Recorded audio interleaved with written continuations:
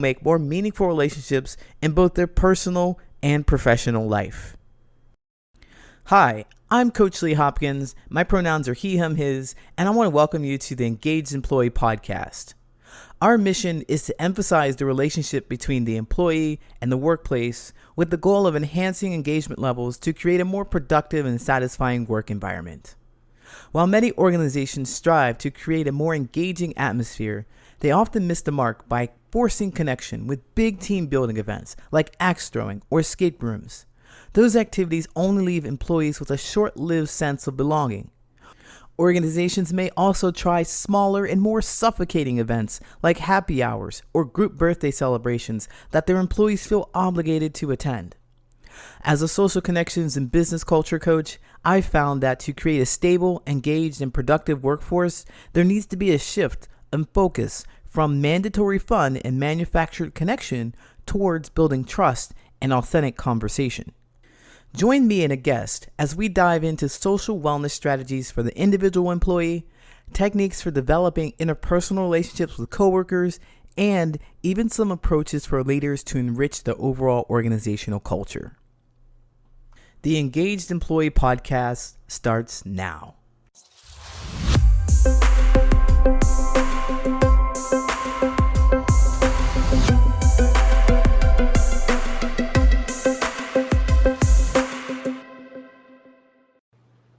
Hi, my name is Coach Lee, and welcome to the Engaged Employee Podcast. Today, my guest is Fabian.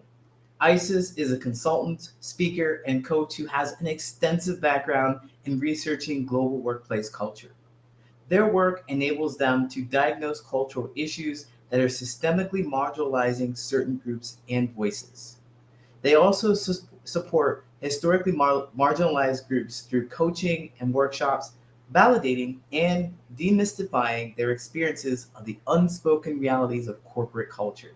And at the same time, they educate advanced population or advantaged populations on the harm of inauthentic allyship and how some of those same advantaged populations can create space for each to reach their full potential. Our conversation today will be focused on wellness for the company at large. Isis, welcome to the Engaged Employee Podcast. Thank you so much for having me, Coach Lee. It's great to be here with you. Wonderful. It's so great to meet you too. When I first met you, I was really impressed by the way you talked about culture because you had said something about whiteness to me. And I was like, what? You said this to me? And you're like, yes, I know that it exists. And I find that that is absolutely fascinating and is difficult for a lot of people to say. So I'd be curious to know, how are you demystifying the workplace? How did you get into this? Oh my gosh. Yeah, start with how I get into it, and then I want to talk about the whiteness piece, briefly. Hmm.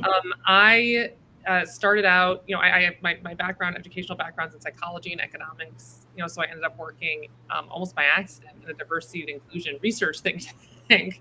And I'm also neurodivergent. And so I spent my whole life not really knowing that for most of my life and kind of feeling like I was on the outside look, especially workplace culture, especially once I was in a nonprofit think tank full of other white women who were, so there was a lot of like passive aggression and coded language and like all of these unspoken rules that I really struggled with. And so I was dealing with that while at the same time I was doing research that involved me going out and facilitating focus groups, of conducting interviews on the phone with people all around the globe about their experiences at different intersections of identity with corporate culture, mostly these big kind of Fortune 500 companies. And so with my kind of pattern recognition skills that came with my neurodivergence and then my own experience of a certain kind of marginalization, then you tack on spending my early childhood in a predominantly Black neighborhood and having like a more than average level of awareness of like what whiteness kind of entailed in my life, I started piecing together this mosaic of like, oh my gosh, like I'm seeing the Matrix, right? I was like, it's all one thing. And whiteness does play such a huge role. And that's really hard for people who look like me to hear and understand what that means. Sometimes I describe it as like, a fish swimming in a fish bowl, right? It's just breathing water. You have someone else, dog comes up to you and is like, oh, you're breathing water. Like, this is hard. You're like, what water? Right? Like that is kind of the experience experience of it. So I think I can demystify it a bit. Hearing it from someone who looks like me is a little less, they feel less threatened, less intimidated when we just kind of like talk about the facts of corporate culture for what they are, which when you really speak in plain English about it, there's very little that people can disagree with. Yeah, there was a whole lot that you said there, and I found myself tempted to grab and pull at a couple of things that you shared. So I want to go back a little bit to the neurodivergent piece and how that is helping you put together the pieces. Essentially, I heard you say something is helping you put together those pieces, but also your awareness about these things is something that might be a little to your detriment in this corporate workplaces and being, or not, maybe not your awareness of it, but being willing to speak about it too. Because I had been in the workplace and I felt like you just said everything that I experienced. The code switching, the coded language. I'm not sure what people are saying or why they're saying or how they're saying it. Those things. And as a neurodivergent person, you being in the workspace, having this experience, there's an exclusion for you just because of that piece. But also, I hear you saying it's a bit of a superpower too. Yeah, from a research standpoint, definitely a superpower because I was just like taking in and integrating and synthesizing such vast quantities of information. Just, doing so many qualitative interviews. I was just seeing patterns and connections between stories I was hearing from different people, even people who had virtually no identities in common with one another, that really started to form this picture for me. But then the disadvantage, I mean, I remember being as young as, elementary school, middle school, someone would be trying to bully me. I remember one of my best friends, it was her birthday party. And another friend was planning it for her, like as a surprise party. And that girl didn't invite me to, what this girl was one of my best friends to her birthday party. And so I went up to her at school and I was like, oh, like you forgot to invite me to this, or I wasn't invited to this. Like what happened? And she was like, oh, like, I guess I forgot. And then I was like, wow, like that's crazy that you could like forget to invite one of her best friends. Like that's so surprising and weird, and didn't even, it went over my head that she wasn't immediately apologizing or being like, oh, of course you were invited or anything, It was just, she said she forgot. I thought she forgot. That was just like a shocking, surprise to me, but I would just take everything that everyone said at face value, which honestly protected my self-worth to some extent, especially, in school you have your interpersonal relationships, but your work is your work. You're doing it by yourself for the most part. You're turning in your essays. You're getting an A plus. So I was an excellent student. I got the best SAT score in my grade. But then when I got into the workforce, I was out of college, and suddenly the quality of your work, perceptions of the quality of your work is all interdependent on these social dynamics and whether or not you're liked and whether or not you're seen as trustworthy. There's all these other layers that came in that definitely put me at a disadvantage. And you add in being a white woman, or we kind of invented this language of passive aggressive and coded language. So even when I would say something in plain words, right? Like, I can't believe you forgot to invite one of your best friends.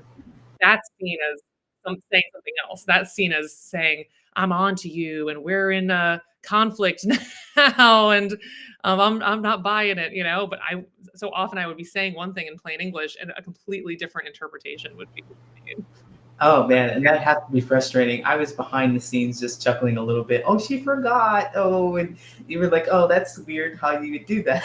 But to the other people who are experienced with that culture or that understanding, they may understand like what's between the lines, reading between the lines. You just took it at face value. And so when you move from this place of being in the school to the workplace, where now you have to create these social dynamics and you have to connect with people, and that's going to be very integral to you actually excelling at the workplace. Some of the challenges that you've experienced, I'd love to hear a little bit about those challenges and about how you help companies today face those challenges. Yeah. So I was very quickly, because I was in a nonprofit research environment, every skill that I had would be taken up, right? It's like, oh, come do this. Oh, you're in charge of this now. And so I was doing so much work and so much that formed the kind of backbone of the, production of this organization. Um, that came with the double-edged sword of I was told I was intimidating, these kinds of things. And also like I was, out to get people who were senior to me, especially one manager I had in particular who I had pretty much the whole time I was there. We could not have been more different. We could not have been worse, more incapable of seeing eye to eye. And it took me a while to figure out that she thought I was very much trying to subvert her, had some ulterior motive against her, because I would just point out things that didn't make sense. I'd be like, well, why would we do it that way when we should be doing it this way? Or why are we doing this? We saw what happened last year when we tried that, and it totally fell apart. We missed all our deadlines. I would just say those things and just point those things out. And it took me a while to finally learn that doing that was seen as attacking, the person who was hierarchically superior to me in the room.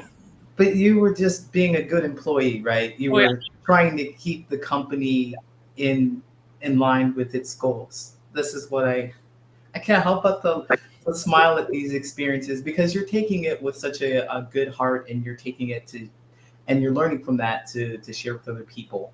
So I definitely understand. I'm going to go back out of the space now, and I'm going to allow you to finish. Please continue telling us your story, because it's really brilliant.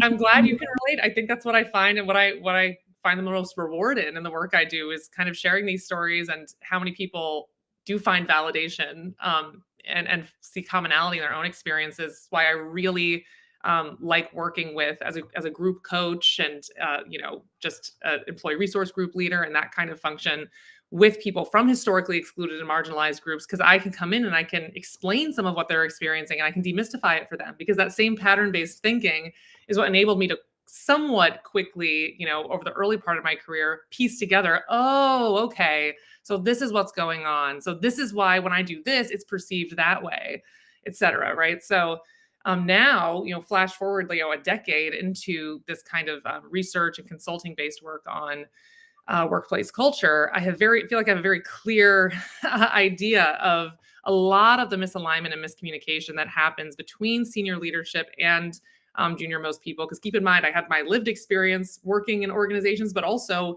the research across all of these companies, such a diversity of industries, thousands of people whose stories I heard either through virtual online focus groups or in-person ones or on the phone.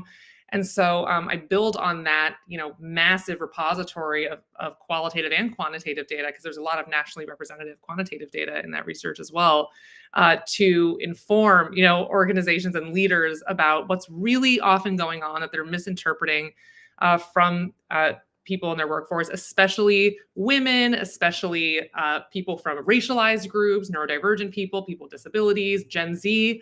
Gen Z's in here now. They're more neurodivergent than ever. They're more queer than ever. And there was just a lot of misinterpretation and miscommunication happening from the bottom to the top of the organization.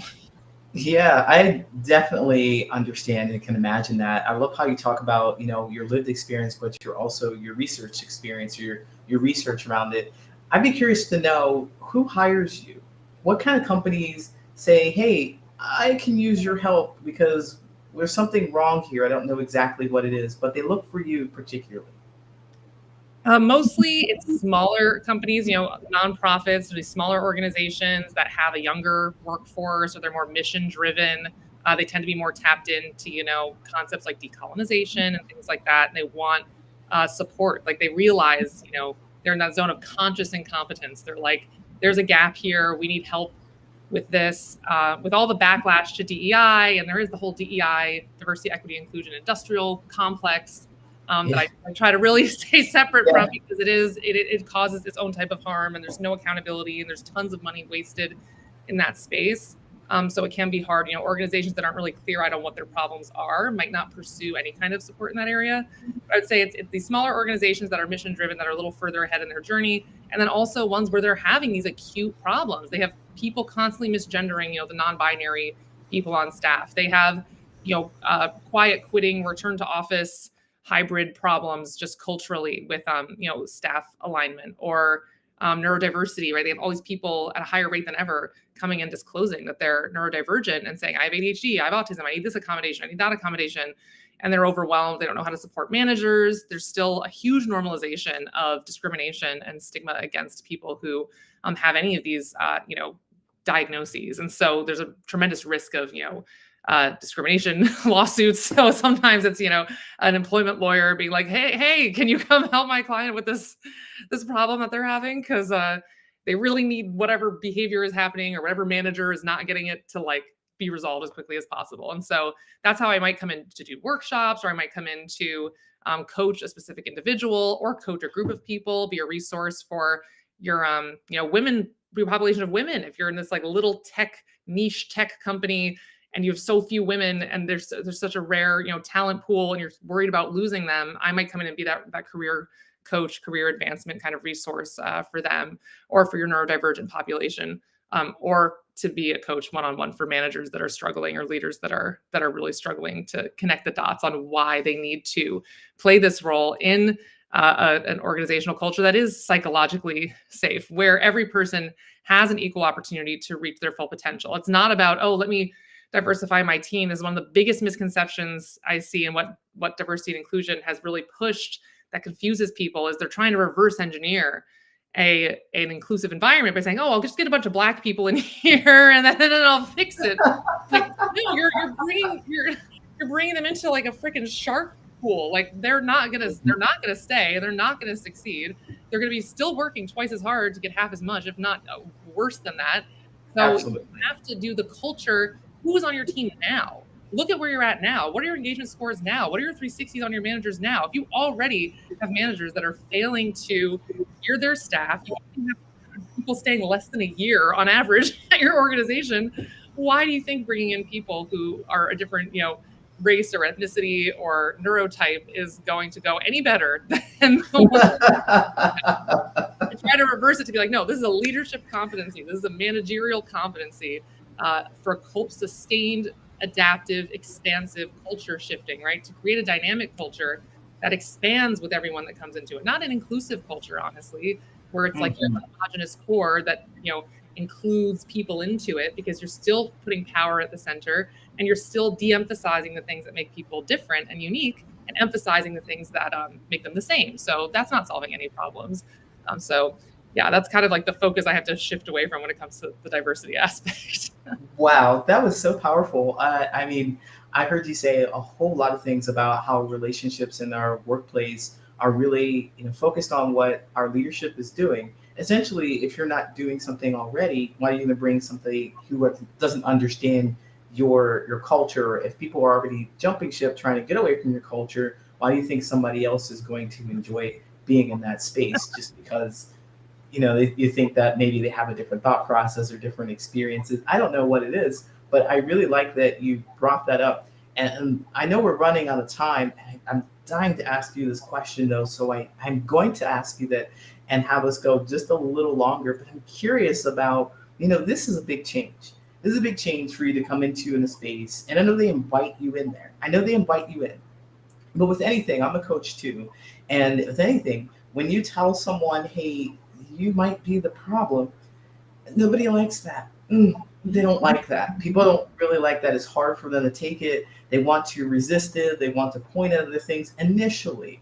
And I'd be curious to know, how do you deal with that? Or maybe a better question would be, do many people respond to you in that way? They're like, I know we invited you to come here, Isis, to help us understand what's going on in our culture, but never mind. What do you do in that case? Well, sometimes, the way the project is set up, it is hard to avoid that kind of reactive thing, especially when it's a very small company and you're unearthing things about their culture that are really kind of undeniable. And they tend to want to throw the more junior people under the bus and say they don't know what they're talking about. These are often the younger people that you're getting really clear insights from. So that does happen sometimes. But on the whole, I take an approach that is very, I don't come in as like, I am the authority and I know everything and I do everything the right way. I actually tell lots of stories about the mistakes that I've made and the thought processes that I've had. And, I tell one story often about being in a like diversity caucus type thing. It was this like fishbowl exercise where essentially I got called out for saying something really white. At the time I didn't understand it. And also the person who was paraphrasing what I said, like paraphrased it wrong. And I was like, oh my God, that's not what I asked. And now I'm being lambasted. I'm the scapegoat of this whole group. And it took me 2 years to be able to actually reflect back on that moment and understand what the woman sitting next to me was saying. And she was totally right. She was saying, why do white people keep asking us how to solve their racism? They're the ones who have it. We're dealing with the consequences of it. We deal with the symptoms of it, but it's y'all's problem. Why do you keep asking us, to explain it to you? And I realized that after it took 2 years for her point to sink in and realize that she was talking to me, and that was a valid, thing to direct at me, despite however I had phrased my question. I said, I'm never again am I going to take 2 years to learn something, like that. When I have an opportunity to learn from someone, it's never going to take that long again. I need to set my ego aside. I need to have that humility. And so I tell stories like that in detail when I do these things, because I'm like, I'm on this journey as well. I'm here to support you in starting it. I'm not here to like come and yell at you or condescend to you. That's again a big problem with the DEI industrial complex is there's a lot of condescending and talking down and vilifying. That's the old operating system. That's you're still acting according to an operating system of competition and individualism and hierarchy, and someone's better and someone's worse. I'm trying to throw out that whole operating system to get to one where we're all equally worthy and we're all equally valid and we all make mistakes and we all have and deserve psychological safety. And so I have to role model that in how I show up. And so that does tend to help. And when it's a coaching situation, I don't ask. I'm like, you're really messing this up. You keep getting reported to HR. Don't you realize blah, blah, blah. Just stop yelling at women or whatever it is, right? I'm like, so what's going on? And I get this whole story and then I start digging in on, oh, so what's that about? Oh, you're saying you're angry about all these different things, but what is underneath the anger? And then it's loneliness and it's, it's isolation and it's fear and it's all this other stuff. And so then I'm like, I come in, I'm your partner to figure this stuff out. And so that you have a successful position at work and you have a successful career. I'm not here to come like yell at you, I'm here to support you. So absolutely, let's take that approach. I love that. I love that. I mean, because you talked about your lived experiences, you've made mistakes, I've made mistakes, and we talk about it as if many people may talk about it as if they've never made a mistake or they've learned from it instantly, and you should learn from it instantly too, bringing all that shame and judgment into the place. But I hear you saying, no way, I'm a human too, and these are my experiences, and this is how I'm growing, and you can learn from what I'm doing. We can all learn together, learn to grow together. Isis, that is absolutely amazing. Who wouldn't want you to come and help them solve these problems? And we're always working together. So tell my audience how they can find you. You can find me at isisfabian.com. Please feel free to book a free intro call just to chat through whatever's going on for you or at your organization. I also have a neurodiversity tab there. If you are a neurodivergent professional, please go there for some free resources and office hours and things. So I can help support you in your career, and just feel free to reach out to me. I love engaging with people on TikTok. You've seen it come up at the bottom at Isis_Fabian on TikTok, and engaging with the audience there on a lot of these kind of big ideas. So please don't hesitate to reach out. Even if there's nothing you think we can work on together, or there's, you're not sure what you want to talk about. If there's something, energetically that's resonating that you want to work through or just, chat about, please don't hesitate to reach out, because these conversations give me life. Absolutely. Absolutely. And also you can find her on LinkedIn. I'm going to leave all this stuff in the chat or the show notes as well. I'm going to leave all the stuff in the show notes so you'll be able to find them. I think I said her, but them is the all pronouns. All pronouns. So I will not make a mistake there. Thank you so much, Isis, for joining us. We definitely want to have you again to have more engaging conversation. Thank you again. Take care. Have a great day. Thank you, Coach Lee. Bye. And there you have it. Another insightful episode of the Engaged Employee Podcast. We hope you enjoyed the deep dive into the world of employee engagement, leadership, and workplace dynamics. The Engaged Employee Podcast is brought to you by the Patterns of Possibility, where we help people make more meaningful relationships in both their personal and professional life. Before we wrap up, we want to extend our heartfelt gratitude to our incredible guests and, of course, our loyal listeners. Your support keeps us motivated to bring you valuable content each week. If you found today's discussion thought-provoking and want to learn more about how we can help you or your organization make more meaningful relationships, go to patternsofpossibility.com and book a friendly conversation with me. Or you can email me your questions at patternsofpossibility@gmail.com. Stay connected with us and engage with fellow listeners by following the Patterns of Possibility on LinkedIn. You can also catch us on YouTube. Don't forget to hit that subscribe button and ring that notification bell to stay in the loop. And if you prefer the audio version, make sure to subscribe on Apple Podcasts, Spotify, or wherever you get your podcasts. Your support means the world to us, and by subscribing, you'll never miss an episode. Thank you for being a part of our journey to create workplaces where passion meets productivity. Until next time, I'm Coach Lee. Stay engaged, stay inspired.